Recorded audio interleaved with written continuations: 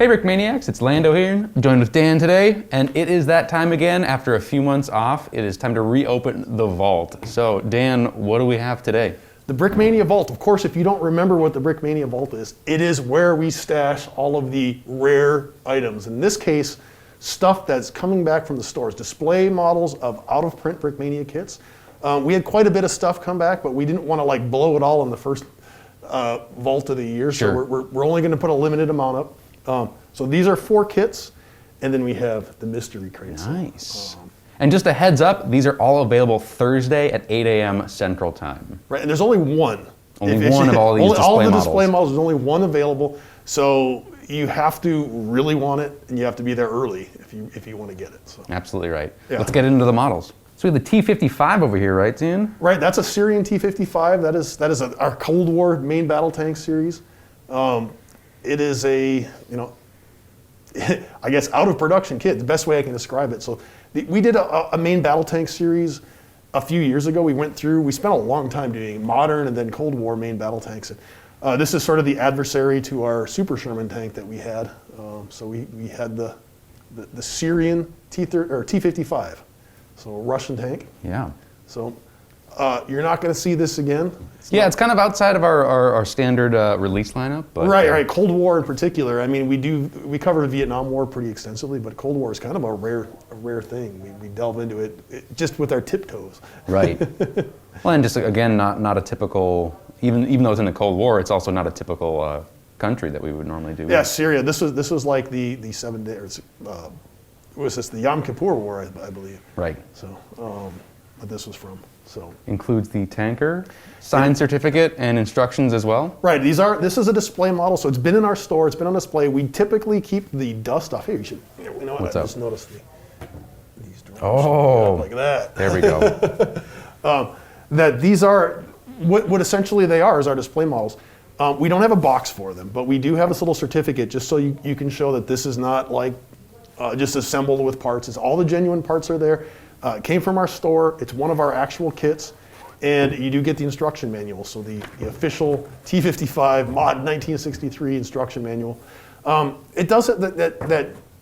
I mean, it's rare. This is not like one of the mass-produced Brickmania kits. This is produced in a small batch. I think 50 or 100 ever made. So. And quite a bit of printing on this model as well, even on the top with all. Right. It was right when we started like expanding our print department. We were finally comfortable with actually doing a little bit more printing on the kit. So we, halfway through our main battle tank line, if the table wasn't so smooth, that thing would roll really well. Yes.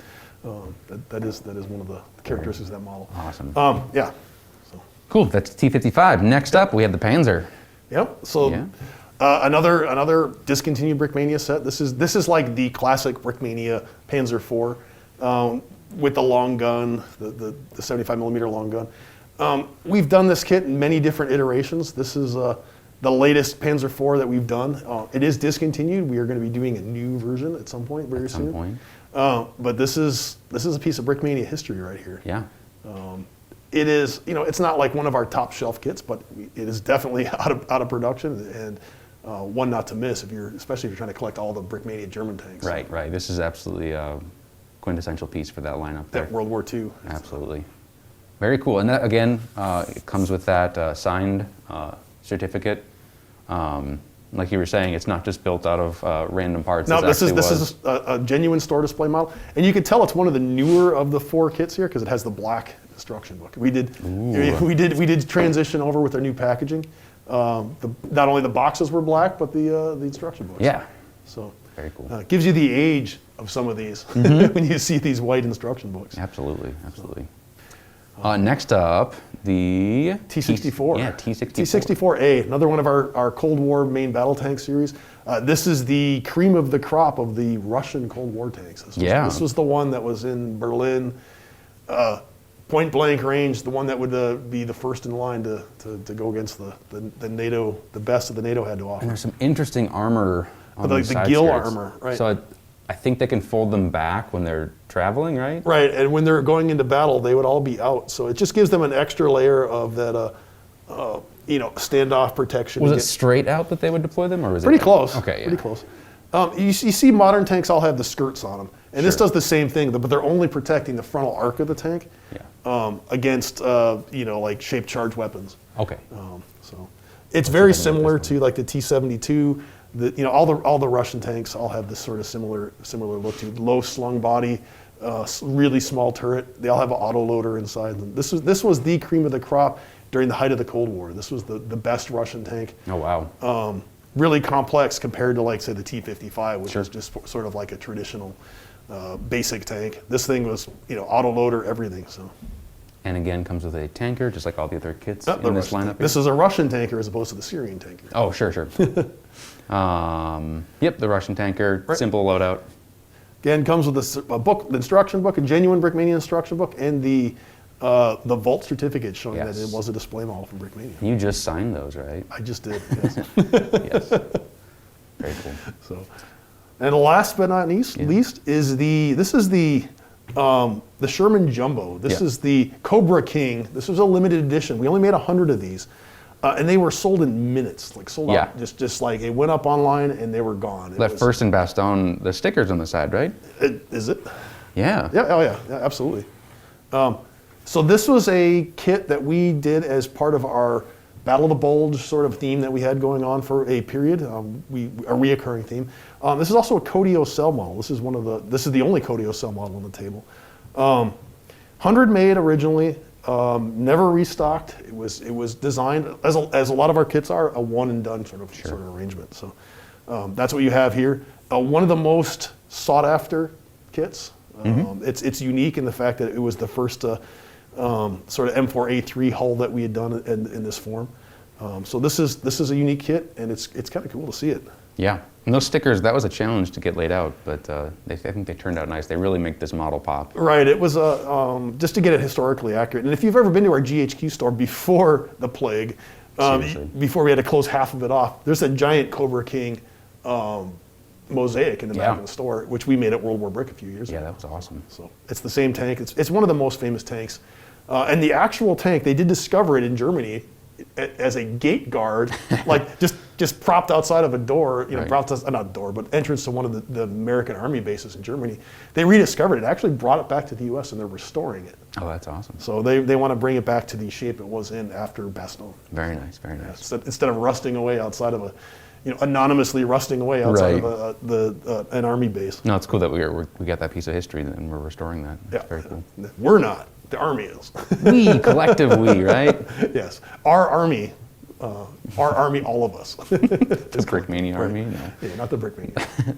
Okay, so also some mystery crates, right? One of the reasons we kept this thing small, the selection small, is we do have a small selection of our mystery crates. So if you remember before the holidays, we did a limited release of the mystery crates, and we said, hey, they're only going to be available for a certain number of days. We kept our word on that, and the idea was that we'd have some stuff to throw into the vault. Sure. And here we are. So we decided we're going to do this a couple of times through the vault days, but we do have mystery crate number 2, which is the Kubelwagen. It's a North Africa, World War II North Africa Kubelwagen, unique in the figures, everything it's in it is totally unique. Yeah, and we can get some renders here up on the screen for you. Yeah, absolutely. So since the box itself doesn't show, it's a mystery. Mystery crate number 4, the Colonel level, is actually a 2-for-1. It has the Storch, the Feisler Storch. It's the reconnaissance short runway takeoff reconnaissance plane. This one was modeled after Rommel's actual plane, one of his many that he had. Very nice. Field Marshal Rommel. Actually, at the time he's just general, but we do have his Storch in here. And then there's the BMRC, the Bantam reconnaissance car. That's dressed up in the British livery, camouflage, the infamous pink camouflage. Yeah, I mean that's quite a wild camouflage scheme. Right, and the people think we made it up. No, it is not. If you go through history, there's a certain, like the term Pink Panther was actually used by the British in North Africa. That phrase was coined because they were painting their desert vehicles pink. That's awesome. And the reason being is they would actually blend into the sand, especially at the horizon point. Yeah, apparently, in lower light conditions, even, I guess horizon, and at night, pink works pretty well. Right, so it's hard to believe, but they would drive these bright pink vehicles around. Hence the name Pink Panther. That's not just something that was invented with I think they had some like prototype uniforms that were all pink. I don't know how popular those were though. I don't know if that was the case. I think their uniforms are always tan. Khakis.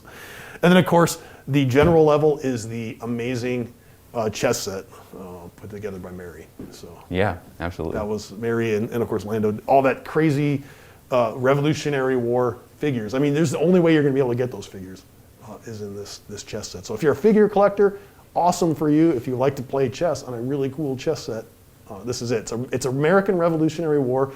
You have you have the English and you have the Americans, and then sometimes some of the guys are on both sides. Yep. I thought that was a clever addition. Right. I asked for it, but it was not my idea. I borrowed that from someone else. That's awesome. I will admit that. Very cool. Anything else you'd like to go over on here? No, that's it. This goes up Thursday morning, 8 a.m. First come, first serve. There will be a few of these mystery crates. So these guys, there's one and done.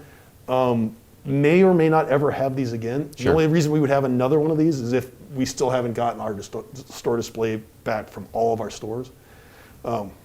We only have 3 stores, so... We have 3 stores, and the GHQ, which is our home base store, we usually keep that one in the display case. Right. So you only get 2 chances to get a display copy. They're going to be more expensive. They're going to cost more than they would if you were to buy them when they were new. But that's just the nature of, this is last chance. If you want them, get them. Very cool.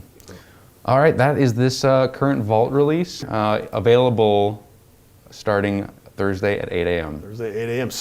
Vault Day is first Thursday of every month, unless we decide we're going to forego it. Okay. All right, thank you very much for watching.